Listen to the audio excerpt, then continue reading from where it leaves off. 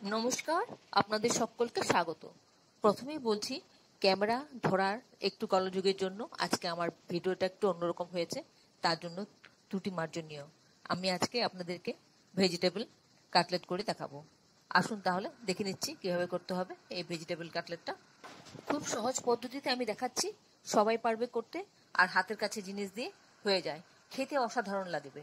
আর আপনারা একবার অবশ্যই এভাবে করে খেয়ে দেখবেন। তাহলে চলি। এই ভেজিটেবল কাটলেটটা করতে এখানে আলু সেদ্ধ, গাজর, ক্যাপসিকাম, লঙ্কা, পেঁয়াজ আর কারি পাতা নিয়েছি কুচি কুচি করে। আর আলুটা প্রথমে গ্রেট করে নিচ্ছি। আলুটা গ্রেট করে নিয়ে তারপর এর মধ্যে আমি এই সবজিগুলো সবকটা দিয়ে দেবো। আমি একসাথে দিয়ে আমি মিশিয়ে নিচ্ছি। কেটে রাখা সমস্ত সবজি আমি এর মধ্যে দিয়ে দিচ্ছি। আর দেব এর মধ্যে ভেজানো চিড়ে 2 টেবিল স্পুন। এবার এর মধ্যে দিচ্ছি নুন স্বাদ মতন, আর দিচ্ছি গরম মশলা, আর একটু ধনে গুঁড়ো, আর 1 ফালি লেবুর রস। এবার ভালো করে সবটা মেখে নিচ্ছি। এবার একে একে বলগুলি তৈরি করে নিচ্ছি, যে কটা হয়। আমি বলগুলি সব তৈরি করে নিয়েছি। আর এখানে একটা ব্যাটার তৈরি করেছি। এখানে একটা চামচ কর্নফ্লাওয়ার আর 1 চামচ ময়দা দিয়ে একটু জল দিয়ে একটু ব্যাটার তৈরি করেছি। আর এখানে আছে সিমুই। এবার কাটলেটগুলিকে আমি কোট করে নিচ্ছি। প্রথমে আমি ডিপ করব ব্যাটারে, তারপর সেখান থেকে তুলে সিমুইয়ের মধ্যে কোট করে নেব। তাতে দেখতে সুন্দর লাগবে আর খেতেও বেশ ক্রাঞ্চি ক্রাঞ্চির মতো লাগবে। আপনার কাছে যদি সিমুই না থাকে তাহলে আপনি ব্রেড ক্রাম্বও দিতে পারেন, তাতেও বেশ ভালো লাগবে। যদি কোনো নতুন বন্ধু প্রথমবার আমার চ্যানেলটাকে দেখে থাকেন তাহলে তাকে আমি একটা বিগ হাগ জানাচ্ছি। চ্যানেলটাকে সাবস্ক্রাইব করে নেওয়ার জন্য অনুরোধ রইল। পাশে বেল আইকনটা অ্যাক্টিভেট করে নেবেন, যাতে পরবর্তী আমার সমস্ত রেসিপির নোটিফিকেশন সবার আগে আপনার কাছে এসে পৌঁছয়।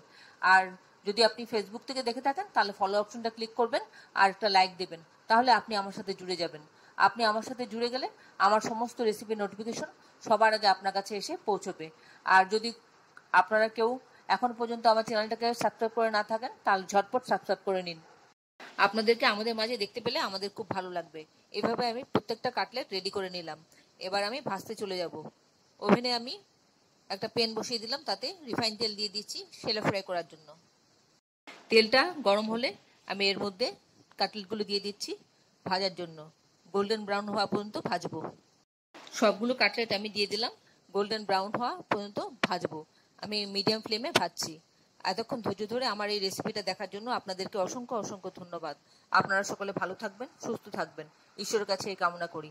আর এই ধরনের নতুন নতুন রেসিপি দেখতে আমার চ্যানেলটাকে সাবস্ক্রাইব করে নেবেন, পাশে বেল আইকনটা অ্যাক্টিভেট করে নেবেন। আশা করি আপনাদের আমার এই রেসিপিটা ভালো লেগেছে। যদি ভালো লেগে থাকে তাহলে একটা লাইক দেবেন আর বন্ধুদের সাথে অনেক অনেক শেয়ার করবেন। আর আপনাদের মতামতটাও আমি জানতে চাই, আপনারা কমেন্টসে একটু মতামতটা জানাবেন। যদি আপনাদের কোনো প্রশ্ন থাকে আমার এই রেসিপি সম্পর্কে, সেটা কমেন্টসে জানিয়ে দেবেন, আমি আপনাদের প্রশ্নের উত্তর দিয়ে দেবো। কাটলেটগুলি এবার আস্তে আস্তে উল্টে দেব। বাইরে প্রচন্ড ঝড় চলছে রমেলা, তাই বাড়িতে বসে আর কি করব, বৃষ্টির মধ্যে একটু কাটলেট বানিয়ে সবাই মিলে এনজয় করছি। আপনারাও এইভাবে বানিয়ে খাবেন, আপনাদেরও ভালো লাগবে। খেয়ে ভালো লাগলে একটা লাইক আর শেয়ার করতে বন্ধুদের সাথে ভুলবেন না কিন্তু। আর কমেন্টসে অবশ্যই জানিয়ে দেবেন কেমন লাগলো আপনাদের। কাটলেটগুলি মোটামুটি ভাজা হয়ে আসছে। এবার আমি প্লেটিং করে নেব। আমার প্লেটিং হয়ে গেল, আমি টমেটো সসের সাথে সার্ভ করলাম। তাহলে ভিডিওটা আজকে এখানে শেষ করছি। আবার দেখা হবে পরবর্তী রেসিপিতে। ভালো থাকবেন সবাই।